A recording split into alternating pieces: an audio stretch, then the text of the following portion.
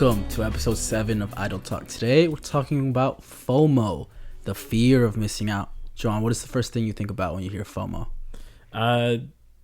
Not being invited to one of my friends' gatherings.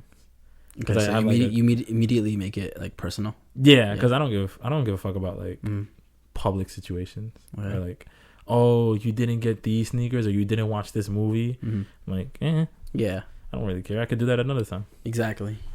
So not getting invited to your friends as we progressively get older, as we do. Yeah, there are less and less times where we are able to link up. So that means more.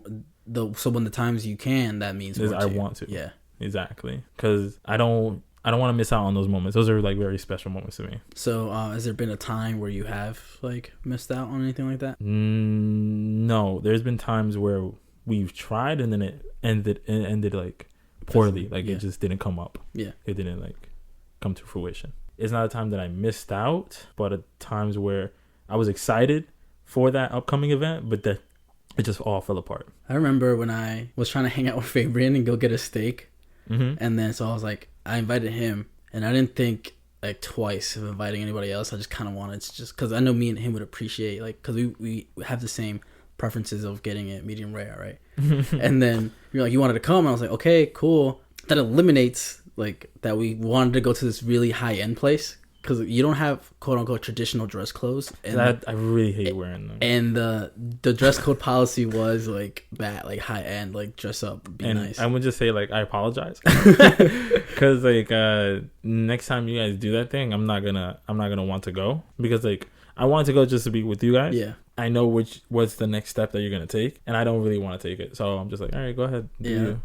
But we did have fun. It was funny. It was a fun experience. Yes. Yeah. It was funny. And it was good food, too. I just remember just like, all right, we can't go there no more. And then we went to a different place. But the waiter was cool, though. He was funny. Do you plan on doing that again? No. I mean, with the current environment, I don't think we'll be able. About that. Yeah, I don't know. I don't think that place is open. I'm not sure. There's so many restaurants that closed down. Yeah. I hope, maybe.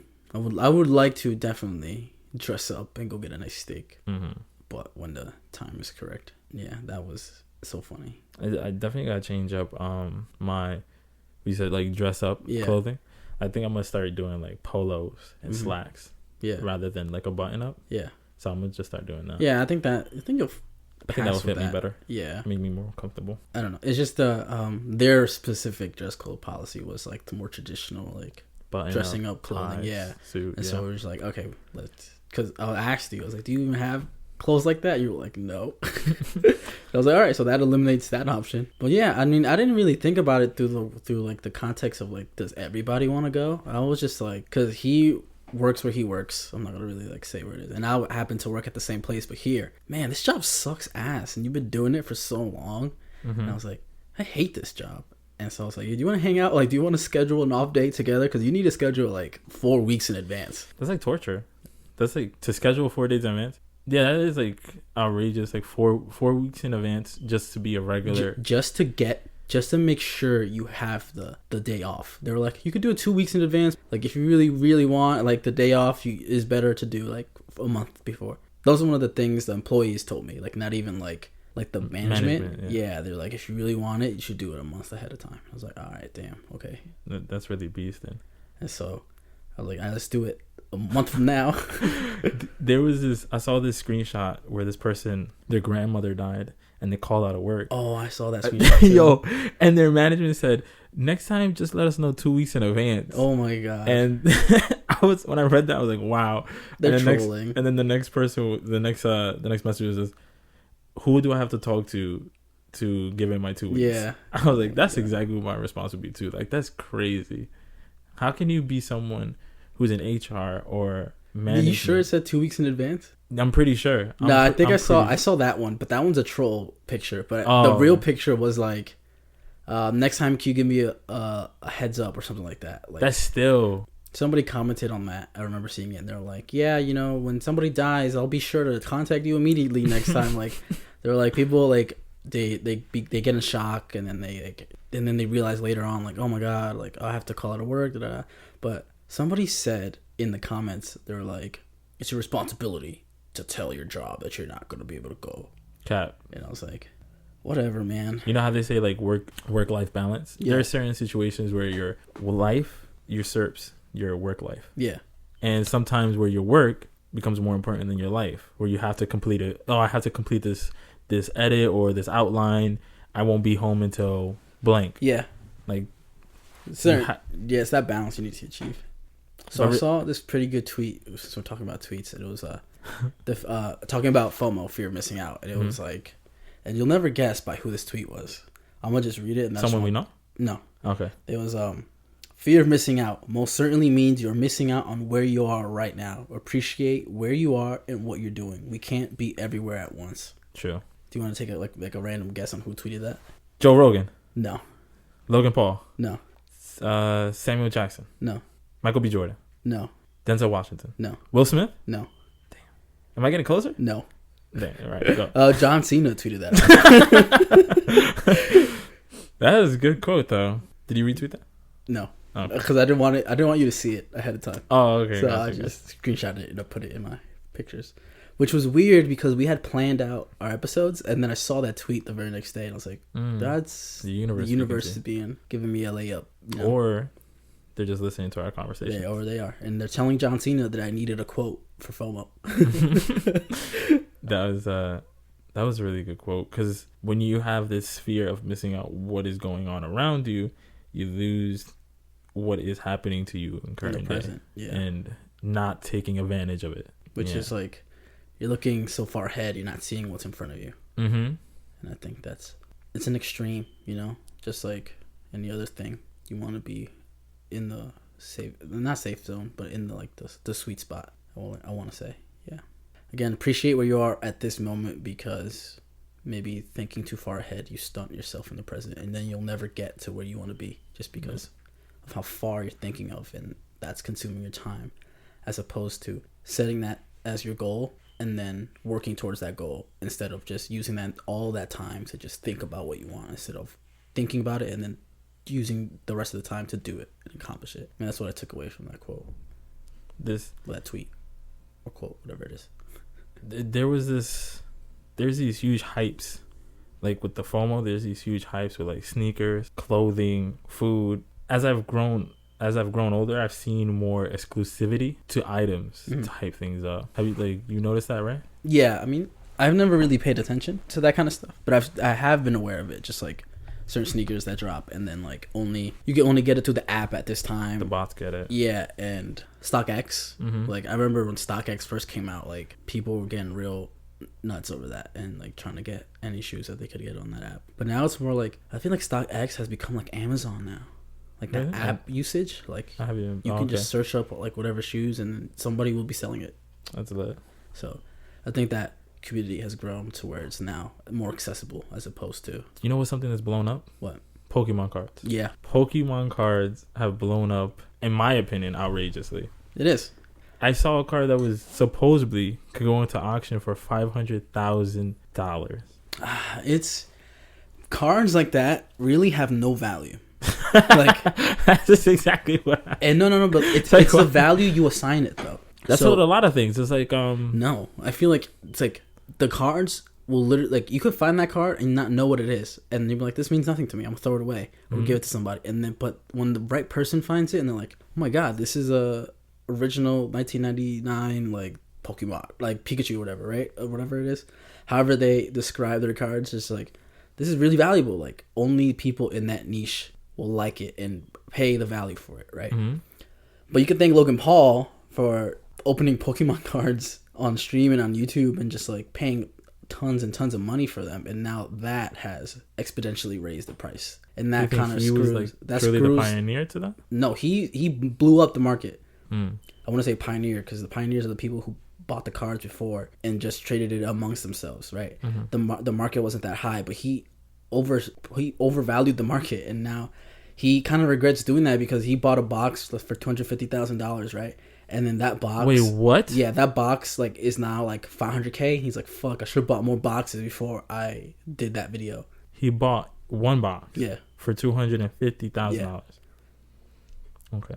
Yeah, and so now the collectors who just liked collecting are kind of screwed because they can't afford it. They can't afford it anymore. So just imagine your hobby that you love doing, and the next day, like what the fuck? Why is this card $10 as opposed to the $1 I used to pay? Like, but now think about like the cards that are worth like $1,000. Now they're worth $10,000 because Logan Paul made it cool to collect it. And I know so many YouTubers. Like, I've been watching YouTube videos where they were just like, man, I remember I used to buy this shit on the low. It wouldn't be that much money. Like, $10K is still a lot for a box, but now that the box is $50K or $100K, now like I can't fucking get that even if I wanted to. Yeah, I never even knew that. Sports cards are like that too. Like that's athlete cards, like that's crazy. Yu-Gi-Oh cards are like that. Like that's really crazy. It's just like also with like comic books, but less so comic books because they do it at such a large number. I mean, old comic books though. I have a few old ones, a few classics here in my room. Any of value? Do you know? I think the most expensive one's like $50. Oh, okay. $50. Like just like I'm thinking more like the comic books. Let's say your parents would have, like, if they read comic books, like those people whose parents introduced them to comic books. Like if they had comics, those comics would be like way valuable now because they're so old, and like if they were kept in good shape too. I wonder when my brother used to have like this large collection of comic books. He kept them in pristine condition, in plastic and everything, and there are some issues that I've noticed over the years. I'm like, oh, my brother has that. Yeah, like the first edition where Dr. Octavius came out, Spider-Man. Yeah, I'm like, that can go for a lot of money because I saw it on a show. It was like $250. I'm like, and that was a while ago, so I'm thinking more time has progressed is gonna add value to it. So I wouldn't say that. I think it's not increasing value like how art would increase. You know how like the older it is, the more value it obtains. I think it's fluctuating where it's like if it gets popular, like if comic books blow up, then it'll rise. But if once the hype goes away, it's like, all right, we're back to normal. Like Pokemon cards. Yeah, exactly. Yeah, but as opposed to art where it'll stay the same because no one can recreate it. Yeah, there we go. I mean, they could try. People make really good fakes, but yeah, but it's not the same as the real. Yeah. Imagine being somebody. John Michael Basquiat, right? Okay. He's a New York artist, abstract artist. He revolutionized modern art today, and he did a lot of paintings for his friends before he blew up. And on his documentary, a lot of his friends that came up, they were like that they regret losing his paintings. No way. His paintings value for over millions of dollars today. That's crazy. And talking about small ones. Yeah. 4x4 inches. For millions of dollars. I need to find an artist friend and just be like, yo, can I get a painting? That's why I wanted to buy a piece for my friend, but someone outbidded me. Oh yeah, I remember you told me that story. Yeah. Damn. I offered $120 and someone offered double that. I was like, nah, I can't do that. I don't have that in my pocket right now. Just gotta invest in our networks. Just be like, yo, if you sell art, I'm trying to. I do that though. I hit him with DMs. Is there anything that, like, that society is blowing up that people feel like they're missing out? Pokemon cards right now for sure. I feel like people who aren't really in that community are jumping on the bandwagon because they're probably looking at it as an asset. Meanwhile, everybody in the community is like, no man, this shit could lose value tomorrow. And we love it because we love it. Like, that's our childhood. Like, but people are maybe, oh, I'm gonna buy this, it's gonna accumulate like wealth or like value over time. And it's like that's not the case with like that market, that playing card market. Like, it's only valuable when people say it's valuable, not really where it continues to grow over time. Only like really, really, really rare cards, I feel, hold that kind of like status. I know Charizard. I don't know what they call it before then. So it's like perfect Charizard, right? Like they got like prefixes to that, right? Yeah. Only those hold that kind of value. And like I think gold. Logan Paul was buying the boxes so he could pull one of those. And then, do you know the process to get it like checked to see like how much it's worth? So they'll send it off to this company and they'll grade it. And so you got to pay per card. So I don't know how much you got to pay per card, but it's like it's not a lot. I don't think it's a lot because like collectors do it, and then you get a grade. If it's and the difference between a 9 and a 10 could be thousands and thousands of dollars. Oh damn. Yeah, so you got to get it graded professionally, and then they send it back to you with the grade and the date and the certificate. So just imagine you think, yo, this is a 10, you get it back, it's a 9, and it's only worth $2,000 as opposed to $50,000. The difference between a 9 and a 10, man. That's ridiculous. So it's risky, but the reason why there's a market for it is because people love doing it. They don't want it for the money. They just love collecting cards, and it's a collector's thing. Another thing that blows up and that people feel like they're missing out or they want a piece of it. Some fast food industries when they do like exclusive deals. Oh yeah, like the Popeye sandwich. Like that was ridiculous. Or the Travis Scott burger. Did you have that? No, I did not. I didn't have it either. I didn't have that. We missed it. I didn't. It'll never come back. I don't care. It's like McDonald's has been doing that for a long time. Like where they co-sign certain artists or athletes and make their own special meal. Yeah. And it's just like, it adds nothing, no value to me. It brings no excitement, no desire to get it. Because they've just been doing it for so long. And I don't care what they eat. It's like, there are some hardcore fans like, yo, if Kid Cudi eats that, I want it. I want to try what he eats. Because they want to be in their posse or in their circle so badly that Do you think they only get it so they can feel like they're that person? That... Like the celebrity, so like you think they're like, oh, I'm gonna get it so I could be Kid Cudi. Like, I wouldn't say be Kid Cudi. I be a part of his life, or at least have a taste of his life. Like, oh, he likes Cool Ranch. Like, I gotta have Cool Ranch. That's what I think. Oh my god, there's really people that think that though. It's like scary. It's like naive, in a way. I guess it's what you said. It's blissful to be naive. Yeah, you said that before. Have you tried the Popeyes chicken sandwich? No, I didn't even try it either, and I feel like I didn't care like for it. I've lost desire to try it because I wanted to try it just for the taste of it, but then it's just like, it's just like any other sandwich. It's whatever. I could live without it. The fact that they sold out on that, it's just like that many people went out to buy them. I'm just like, you didn't sell out. You just stopped selling them. Don't say our quantity is gone. Like, no, you're just saying that to make people want it more. By the time you get the quantity back, you're like, yeah, we're restocked now. Come get it, and then you get another influx of ton of people who want to try it. I heard that there were some stores that got a year supply and sold out in like 2 days. No way. Are you kidding me? That's crazy. Because the lines were ridiculous. Like, I was walking when that hype blew up about the Popeyes sandwich. I was walking around the city, and there was some line. And I'm like, what is these lines for? And they were lined up for Popeye sandwiches. And it wasn't, let me give you the truth, it wasn't a lot of old heads. It was a lot of teens and 20s. That's where you get them. Yeah. They want the cool thing. Yeah, I'm just like, you really in an hour-long line for a sandwich? Shit about to be worth it. Let's go. No, that's cap. There's a lot of things that I wouldn't wait in line for an hour. There's a lot of things. Like what? List them. Sneakers, I wouldn't wait in line. What else? Food. What else? Clothing. What else? I think that knocks it out. Yeah, same thing for me, I guess. But what else would I not wait in line for? You know what I hate waiting in line for? A doctor.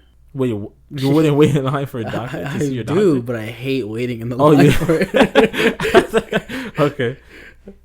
I'm like, just give me my vaccines. Let me get out of here. But that's interesting. Are you gonna take it? Oh wait, you brought up vaccine. I'm talking about regular vaccines. Oh. The ones we already put in our body. Okay. Maybe I might have to though. I think we all gonna have to. I think we're all because who's gonna if you're going for a position and they're like he has the vaccine and he doesn't, who's less of a risk? I don't know. We'll see what scientists say. Doctors. You think they'll force us to do the vaccine? Not a gun to the head, but socially we'll be forced. As a society. It's like, oh, you don't have the vaccine? There's those pressures from work, pressure from private relations, just like all these societal views that are going to be opposed upon you for not having the vaccine or just waiting a little bit longer than the usual. Wow, we really strayed away from Fomo and went right into vaccine talk. That's how we ended. That's the hype. That's the hype. But that feels like a good place to end it, right? Yeah. Yeah. So thank you for listening to the Corona Vaccine Conspiracy Podcast. All the hype. This has been episode 7. We talked about FOMO and we ended up talking about a coronavirus vaccine. So thank you for listening. See you next week. I'm outie. Peace.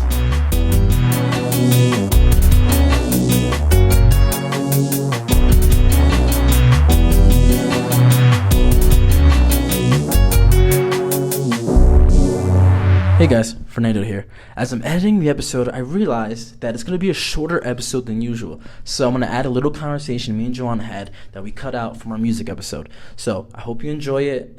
If you stick around to the end, I appreciate it. If not, it's okay to click away. This is the end of the episode. So, thanks. Mace Windu. Do you think he revolutionized music? Mace Windu? Yeah. Yeah, for sure. With that EP that he dropped? Did he really drop an EP? We were memeing. No, memeing. But you know who did drop an EP that I was completely surprised about? Who? Beast Boy. Beast Boy. From Teen Titans. Titans. He dropped the EP. You know who dropped the EP that I never thought would drop an EP? Wendy's. Oh, did you ever get to listen to it? I never had it. I know there was like a diss track to McDonald's. Yeah, it was a 5-song EP. One of them was a diss track. And I wrote about it for an assignment for school about social media. It was like, I listened to the EP. The EP was fire. Like, it was so fire. That was very creative marketing on their part. But it was actually, those songs bop. And they have like millions of plays still. To this day, like they keep growing. Like, the plays on that EP. But Beast Boy dropping the EP. Wendy's dropped the EP. Now we need a Beast Boy Wendy's collab.